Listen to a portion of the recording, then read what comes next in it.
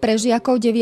ročníkov základných škôl z blízkeho okolia pripravili vo štvrtok 13. decembra v Strednej odbornej škole v Brezovej pod Bradlom Deň otvorených dverí. Deň otvorených dverí organizujeme preto, aby sa študenti, respektíve žiaci základných škôl, prišli osobne pozrieť na našu školu, či už s rodičmi, s vychovávateľmi alebo s triednymi učiteľmi, aby videli, ako je škola zariadená, čo ponúkame a dokonca, že všetko, ako jedna z mála škôl, ponúkame všetko pod jednou strechou.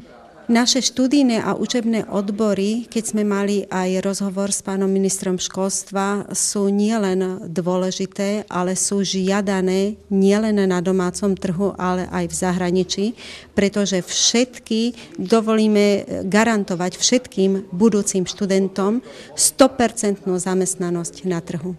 Žiakov oboznámili s učebnými a študijnými odbormi a mali možnosť si prezrieť priestory školy. Študenti školy majú možnosť zúčastniť sa praxe v Nemecku. Na dni otvorených dverí sa zúčastnil aj riaditeľ projektu zahraničnej praxe Ivan Hofmans. Študentom ponúkame možnosť pracovať v servisných centrách pre automobily a spoznávať inú kultúru a jazyk. Počas praxe v zahraničí získajú študenti nové poznatky a taktiež kredity a po dosiahnutí určitého počtu kreditov majú možnosť získať stále zamestnanie v zahraničí. Počas uplynulých týždňov absolvovalo 6 študentov školy prax v autoservisoch v Nemecku. Nemecký systém práce je úplne iný ako na Slovensku. Zamestnanci starší v týchto nemeckých servisoch chcú podať svoje skúsenosti ďalej. Môžem podotknúť, že študenti pracujú v servisoch zo 7 až 8 tisíc kusov pneumatik. Študenti, ktorí absolvovali prax v Nemecku, sa s nami podelili o dojmy a získané skúsenosti. Prečo ste sa prihlásili na túto prax? Tak hlavne kvôli tej skúsenosti, že tam bol dobrý jazyk aj ohľadom tých aut, že človek získa nový pohľad na to, jak sa robí v zahraničí a akože mali sme tam možnosť zarobiť si dobré peniaze.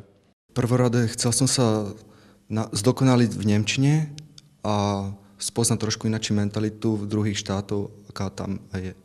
Čo bolo náplňou praxe v zahraničí? Tak náplňou praxe v zahraničí bolo, ako som sa tam dostal zrovna cez sezónu, tak väčšinou sa tam prezúvalo, vyvažovalo, staré gumy sa umývali, poprípade vyvažovali a uskladňovali do veľkých skladov. Ak by bola možnosť po skončení štúdia, prijali by ste tam zamestnanie?